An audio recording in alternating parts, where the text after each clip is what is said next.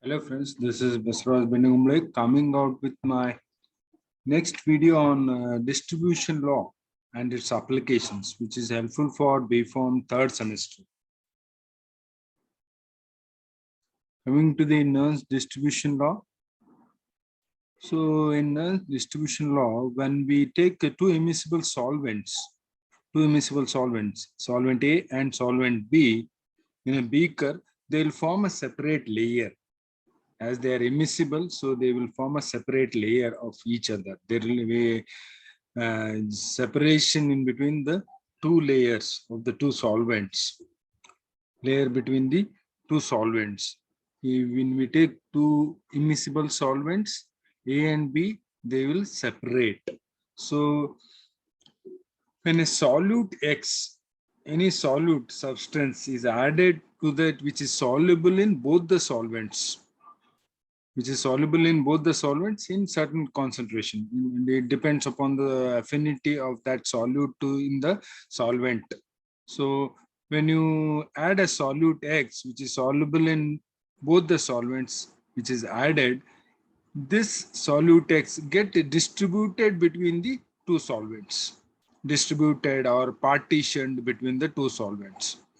So in that case, initially what happens, the solute molecules X will pass from solvent A to B, and molecules of solute X will pass from solvent B to A. So there will be movement of the solute molecules from solvent A to B and B to A initially. Once that equilibrium is reached, there will be no movement of the solute molecules from solvent A to B or B to A. At equilibrium, the solvents will be saturated with that solute molecules in the solvent A and B. So there will be no movement. So at equilibrium, what happens? We can write the equation for this solute X which is being distributed. Distribution law can be written, equation can be written like this: concentration of X in A divided by concentration of X in B. Concentration of solute X in A divided by concentration of solute X in B will be equal to a constant that depend on particular experimental conditions. This concentration of solute X in A and B will be a constant. This can also be written in the form of concentration. C1 is the concentration of solute X in solvent A, and C2 will be the concentration of solute X in solvent B. That's how also it can be written. C1 by C2 is equal to CD. KD. KD is the distribution coefficient, or it is a constant. Distribution coefficient, partition coefficient, you can call it as. In case of Nernst distribution law, it states there, here it is: if a solute X distributes itself between two immiscible solvents. So solute X is being distributed between two immiscible solvents A and B at constant temperature. Temperature should be constant throughout the experiment. So temperature at a constant temperature and X in same molecular condition. So the solute X is remaining in the same molecular condition in solvent A as well as in solvent B. So there is no association of solute X in solvent A or solvent B, or there is no dissociation of the solute X in solvent A or solvent B. So they are remaining in the same molecular condition. In that case, this will be the equation of Nernst distribution law. If solute X distributes itself between two immiscible solvents A and B at constant temperature and X in same molecular condition in both solvents, then you can write the equation C1 by C2 is equal to KD. That will be the equation when the solute is remaining in same molecular condition. So the constant KD is called as distribution coefficient or partition coefficient or distribution ratio. And this C1 by C2 is constant only when this solute remains in same molecular condition in both the solvents. If it is either associating with in any of the solvent or getting dissociated in any of the solvent, in that case, this C1 by C2 will not be a constant. It will not be a constant. This equation changes in case of the solid molecules undergoes any association or dissociation in any one of the solvent. In that case, C1 by C2 is not a constant. And this parameter or this equation can also be written like this. C1 by C2 is equal to S1 by S2 is equal to KD. Why you can write, when in a solute is shaken with the two immiscible solvents, at equilibrium, both the solvents are saturated with these solute molecules. At equilibrium, these solute X molecules are saturated in solvent A and solvent B. That's why there will be no movement of solute from A to B or B to A. So the solubility also represents concentration. Concentration is also represented by solubility. So that's why I can write C1 as S1 and C2 as S2. So then S1 by S2 is equal to KD, which will be a constant for any particular solute which is soluble in that particular solvent at that particular temperature, at constant temperature, a specified temperature. So if I know any one, I want to calculate the solubility of solute in solvent A, then if I know the solubility of that solute in solvent B and you can calculate the distribution coefficient, you can calculate the distribution coefficient, you can put the value here, and the solubility of the solute X is, in solvent B, then I can calculate the solubility of solute X in solvent 1 or solvent A. So that's why you can determine the solubility by using this equation. So either you can any two, if you things, if you are knowing the values, if you have the of this solubility of this solute in solvent B and distribution constant, then you can calculate the solubility of solute in solvent A or 1. That's how you can determine the solubility. Second, solubility can be determined by using this distribution law. Derivation of distribution law. This is an equilibrium law. When a solute X distribution reaches dynamic equilibrium, what happens? The rate at which the molecules of X pass from A to B, solvent A to B, will be directly proportional to concentration of solute in solvent A. So that is R1 is directly proportional to C1. So if you remove this proportionality constant, then I'll write it as R1 is equal to K1 into C1. In the same way, the rate at which the molecules X of X pass from B to A, from solvent B to A, is proportional to concentration C2. C2 is the concentration of solute X in B. So that is R2 is directly proportional to C2 at equilibrium. And then removing the proportionality constant, R2 is equal to K2 into C2. So at equilibrium, what happens? The rate of migration of solute from one solvent to other solvent is equal. So I can write it as R1 is equal to R2. What is R1? R1 is K1 into C1, R2 is K2 into C2. By simplifying, cross multiplying, C2 I am bringing this side and K1 I am taking this side. So it will be C1 by C2 is equal to K2 by K1. This whole K2 by K1, I can write it as a constant KD. So that will be the equation for distribution law. That's how we can derive the equation of distribution law.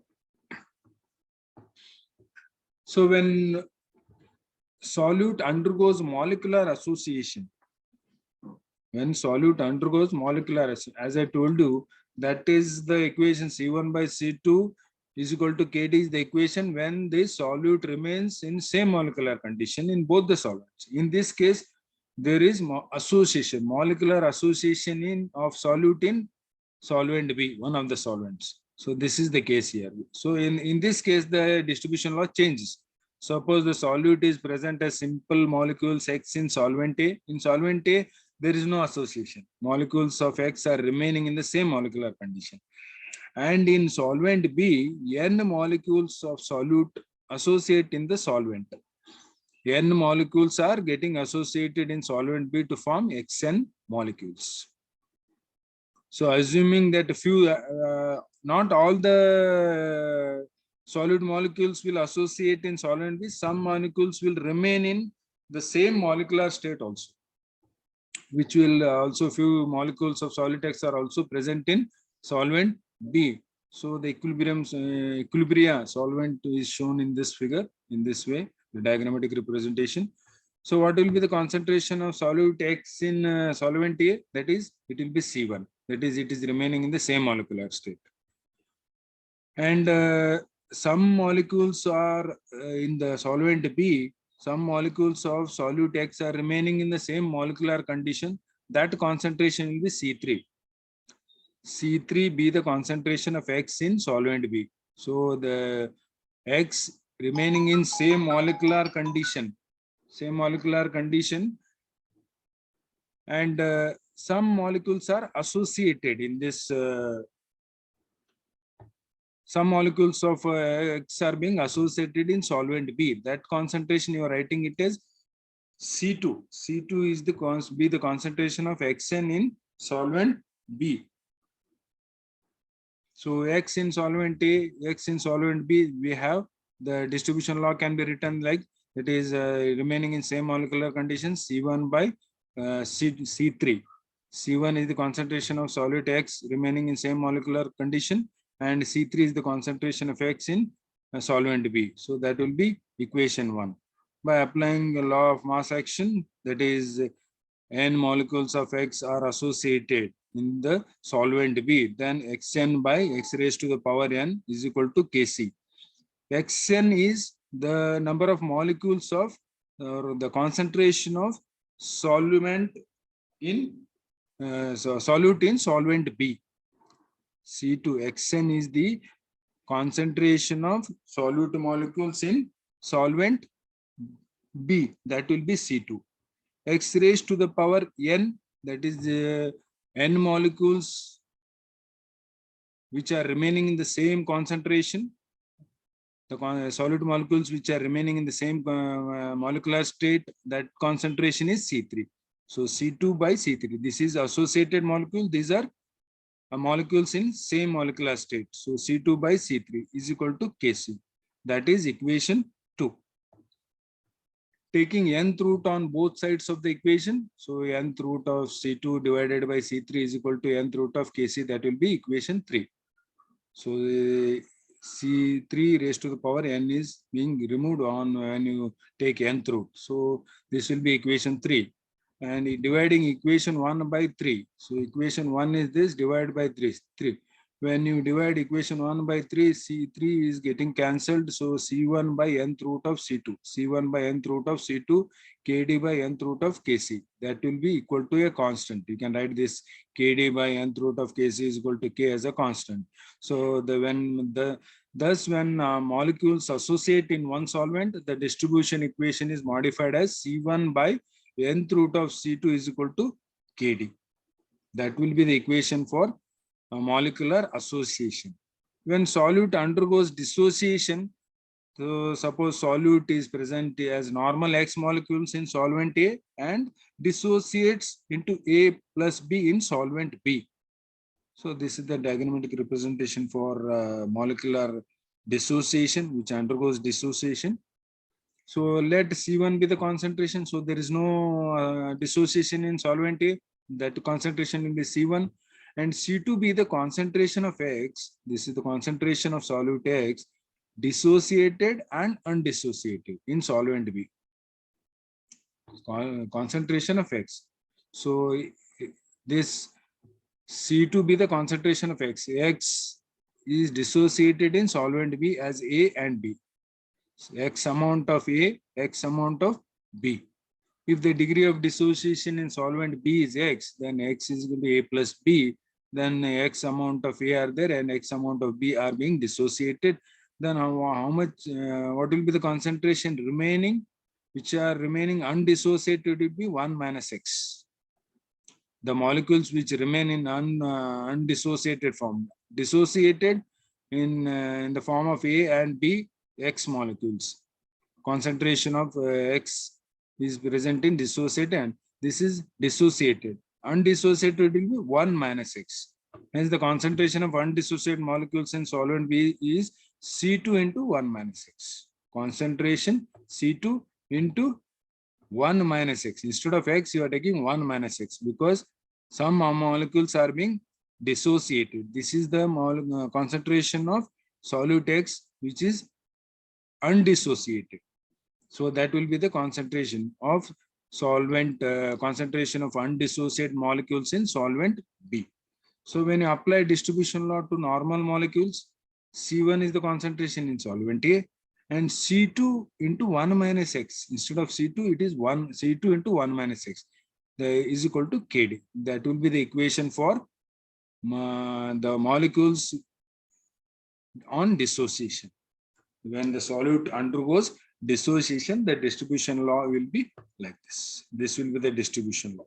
That is the modification in distribution. Coming to the limitations of distribution law, limitations are there. That is, it should be concentration, constant temperature. So that experiment should be conducted at a constant temperature. If your temperature is not maintained, then equilibrium distribution law will not stand true. You cannot apply the distribution law if the temperature is not maintained, and both the solvents should, in both the solvent, the solute should remain in same molecular state. There should be no association or dissociation. If any association, then there is change in distribution law. If any dissociation, distribution law changes. Otherwise, for normal molecules, C1 by C2 is equal to Kd. So limitation is the solute should remain in same molecular state, and we are taking the concentration once the solute reaches equilibrium.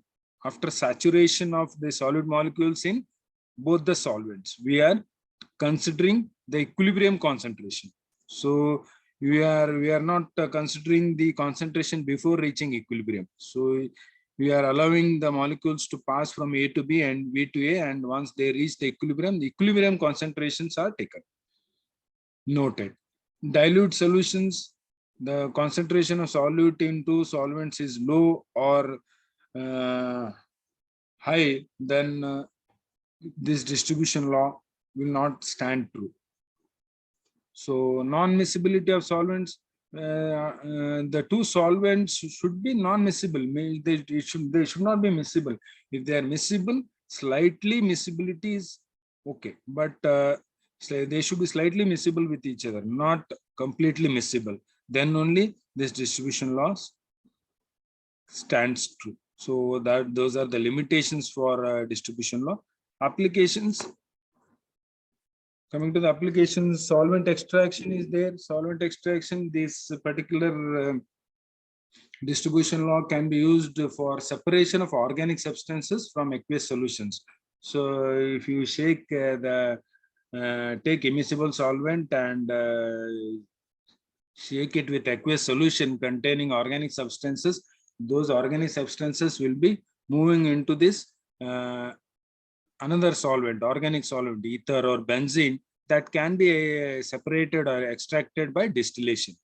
Once you shake it, there will be movement of those organic substances from aqueous solution into this organic solution. So that is separated, and that can be separated by distillation. So partition chromatography is also another application in which you can separate mixture of small amount of organic substances. This is a column is prepared onto the top of the column. You are applying the mixture containing the organic substances soaked in water.